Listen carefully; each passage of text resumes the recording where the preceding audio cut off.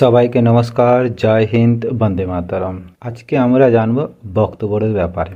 বক্তব্যের ব্যাপারে জানতে গেলে কথার অর্থ কী বা বক্তের ডেফিনেশন জানতে হবে। বক্তব্য কবে গঠন করা হয়েছিল এবং কী কারণে গঠন করা হয়েছিল। বক্তব্য কোন কোন প্রধানমন্ত্রী সংশোধন করেছে বক্তব্যের মধ্যে। বর্তমান বক্তব্যের পরিকাঠামো কেমন। বক্তব্য কোথায় কোথায় সম্পত্তি দখল করে রেখেছে। বর্তমান কোন কোন মুসলিম দেশে বক্তব্য নেই। বক্ত কথাটার অর্থ কী বা বক্তের ডেফিনেশন কী।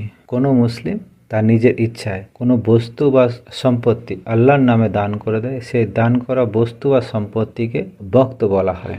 1923 সালে ইংরেজ সরকারের দ্বারা বক্ত বোর্ড গঠন করা হয়। সেই সময়কালে শিয়া সুন্নির মধ্যে বক্ত বোর্ড সম্পত্তি নিয়ে ঝগড়ার জন্য বক্ত বোর্ড গঠন করা হয়েছিল। কোন কোন প্রধানমন্ত্রী বক্ত বোর্ডে সংশোধন করে।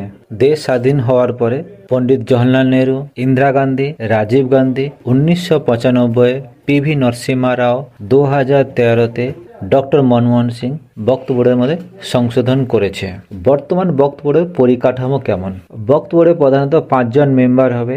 সবাইকে সবাই মুসলিম হতে হবে। একজন এমএলএ সেও মুসলিম, একজন আইপিএস সেও মুসলিম, একজন অ্যাডভোকেট সেও মুসলিম, একজন ইমাম সেও মুসলিম, একজন ডক্টর সেও মুসলিম। বক্তব্যের সেকশন 5। বক্ত প্রপার্টি সার্ভের জন্য রাজ্য সরকার তার তহবিলে থেকে টাকা খরচা করবে, অর্থাৎ নন মুসলিমের ট্যাক্সের টাকাতে বক্তব্যের প্রপার্টি সার্ভে হবে। সেকশন 40। যে কোনো সম্পত্তিকে বক্ত সম্পত্তি ঘোষণা করতে পারে। তার জন্য যার সম্পত্তি বক্তব্যের দখলে নেওয়া হয়েছে তাকে জানানোর দরকার নেই, না জানালেও চলবে। দখল হয়ে যাওয়া সম্পত্তি ব্যক্তি সে সুপ্রিম কোর্ট, হাইকোর্ট, জেলা কোর্ট যেতে পারবে না, সে ট্রাইব্যুনাল কোর্টে যাবে। লখনৌতে ট্রাইব্যুনাল কোর্ট আছে। এই ট্রাইব্যুনাল কোর্ট সম্পূর্ণ মুসলিমের দ্বারা পরিচালিত, অর্থাৎ যে আমাকে মার্ডার করবে সে আমাকে ন্যায় বিচার দিবে, সে আমাকে জাস্টিস দেবে। সেকশন 40-এ বলা হয়েছে। সেকশন 54-তে বলা হয়েছে যে বক্তব্যের মেম্বার সবাই গভর্নমেন্ট সার্ভেন্ট, অর্থাৎ গভর্নমেন্ট সার্ভেন্ট মতলব সরকার থেকে সে স্যালারি পাবে। নন মুসলিমের ট্যাক্সের পয়সাতে তাদেরকে স্যালারি দেওয়া হবে।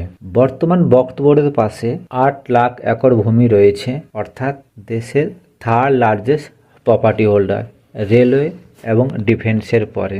2013-তে ডক্টর মনমোহন সিং বক্তব্যের উপরে সংশোধন করার পরে বক্তব্যের সম্পত্তি দুগুণা হারে বৃদ্ধি পেয়েছে। বক্তব্যের ব্যাপারে আরও ভালোভাবে জানতে গেলে সুপ্রিম কোর্টের লয়ার বিষ্ণু শঙ্কর জৈন অ্যান্ড অশ্বিনী উপাধ্যায়ের কাছ থেকে বক্তব্যের ব্যাপারে আরও ভালোভাবে জানা যেতে পারে। বক্তব্য কোথায় কোথায় জমি দখল করে রেখেছে বা বক্তব্য সম্পত্তি ডিক্লেয়ার করে দিয়েছে। তামিলনাড়ুর একটা গ্রাম যেটা হচ্ছে হিন্দু মেজরিটি গ্রাম, সেই গ্রামটাকে বক্তব্য ক্লেম করে দিয়েছে। এটা আমরা দেখতে পাচ্ছি আর্টিকেলের মাধ্যমে। গুজরাটে সুরাত মিউনিসিপ্যালিটি কর্পোরেশন হেডকোয়ার্টারকে বক্ত প্রপার্টি ঘোষণা করে দিয়েছে 2019 28শে নভেম্বর।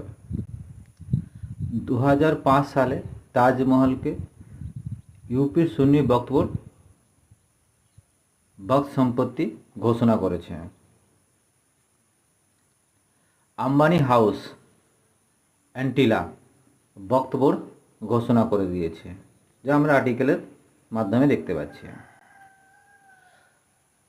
ইউপি এলাহাবাদ হাইকোর্ট বক্তব্য সম্পত্তি ঘোষণা করে দিয়েছে। এছাড়া আরও অসংখ্য উদাহরণ রয়েছে, আমি যার মধ্যে 4-5টা উদাহরণ আপনাদের সামনে রাখলাম।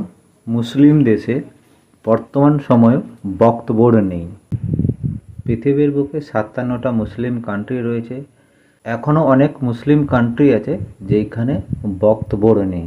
তার মধ্যে কয়েকটা নাম আমি রাখছি: তুর্কি, লিবিয়া, মিশর, সুদান, লেবানন, সিরিয়া, জর্ডান, আরও অসংখ্য মুসলিম কান্ট্রি রয়েছে সেই সব দেশে এখনও বক্তব্যর কোনো কনসেপ্টই নেই। তা সত্ত্বেও ভারতবর্ষে কেন বক্তব্য আছে